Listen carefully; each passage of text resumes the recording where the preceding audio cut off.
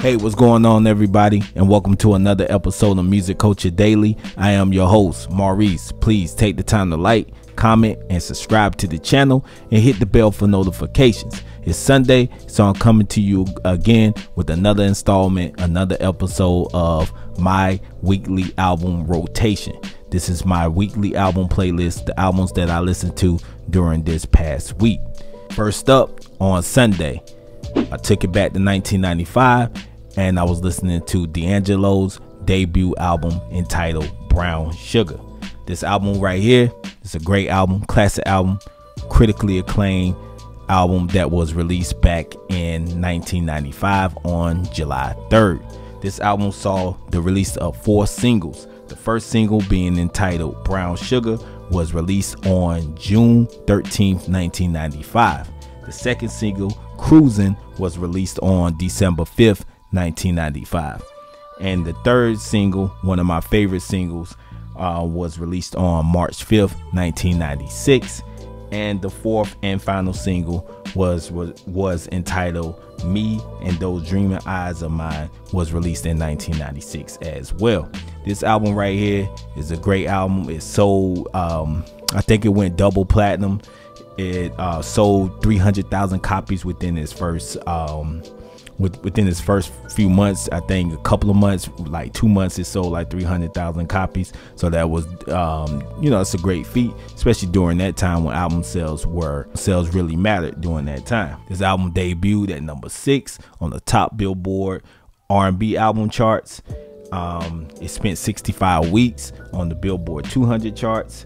It also, like I said, garnered D'Angelo critically acclaim, and he received several accolades, like 4 Grammy Award nominations. Definitely, in my opinion, one of the best R&B albums of all time.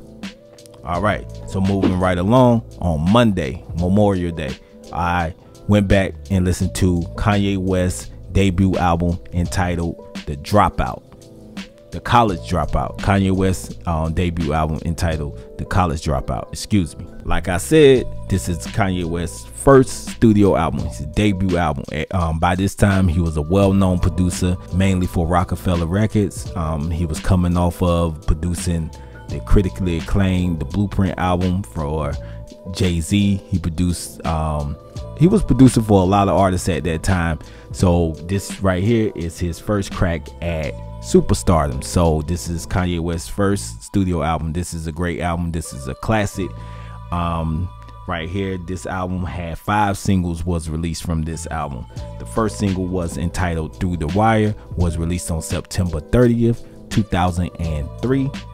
The second single, entitled Slow Jams, was released on December 2nd, 2003. The third single, All Falls Down, was released on February 24th, 2004. And Jesus Walks, the fourth single, was released on May 25th, 2004. And the fifth and final single was released on August 31st, 2004, and that single was entitled The New Workout Plan. This album received great reviews. It debuted at number 2 on the Billboard 200 charts, and it sold 441,000 copies in its first week. This album was praised for Kanye West's production, critical success for him. It was released on Rockefeller Records and Def Jam Recordings. It gained Kanye several accolades, including nominations for Album of the Year and Best Rap Album of the Year at the 2005 Grammy Awards, which he won the latter. He won Best Rap Album of the Year at the Grammy Awards for this album. So this is definitely a dope classic Kanye West album. Check it out if you haven't. All right, moving right along to Tuesday. Took it back to ATL, listening to my favorite duo, my favorite hip-hop group, Outkast. I think this is their 4th studio album entitled Stankonia. Like I said, this album right here, it's a classic. It was released back on October 31st, 2000, the year 2000, by LaFace Records. This album is right here. It saw the release of 3 singles. The first single, being entitled B.O.B., was released on September 19th, 2000. And one of my favorite songs on the album, Miss Jackson, was released on October 17, 2000. And another one of my favorites, So Fresh, So Clean, was released on March 6, 2001. This album was critically acclaimed. It's a critically acclaimed album from Outkast. It debuted at number 2 on the Billboard 200 charts, right behind right behind Jay-Z's The Dynasty album. I think both of these albums, the Dynasty album by Jay-Z and this Outkast album right here, was released on the same day, October 31st of year 2000. So Jay-Z debuted at number 1 and they debuted at number 2. That just lets you know how competitive hip hop and rap was back in that time, in the 90s and the early 2000s. This album sold 530,000 copies. 530,000 copies in its first week. They also won the Grammy for Best Rap Album and for Best Rap Performance at the 2001 Grammy Award. Had to listen to Outkast on Tuesday, their 4th studio album entitled Stankonia.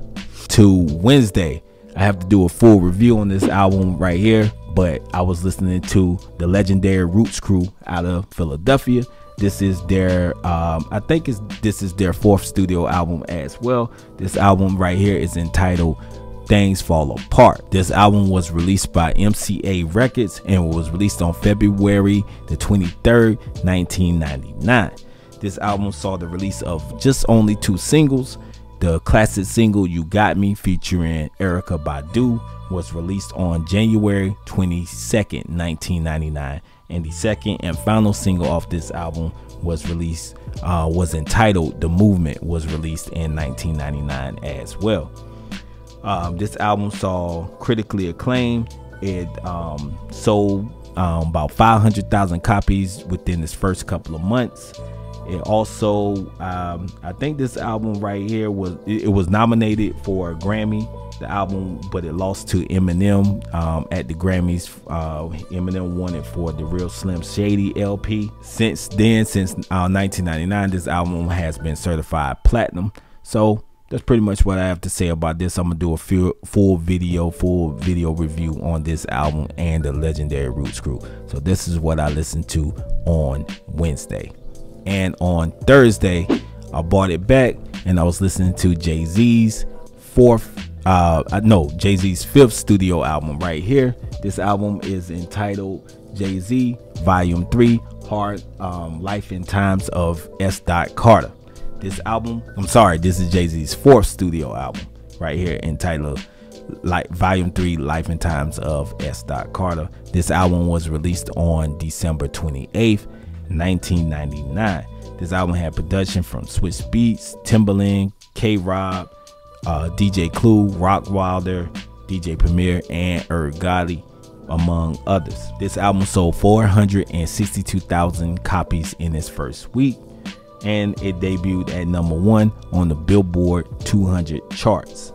This album saw the release of 4 singles. The first single being entitled Do It Again, Put Your Hands Up, was released on December 14th, 1999. The second single, Things That You Do, was released on January 11th, 2000. And the third single, Anything, was released on February 15th, 2000.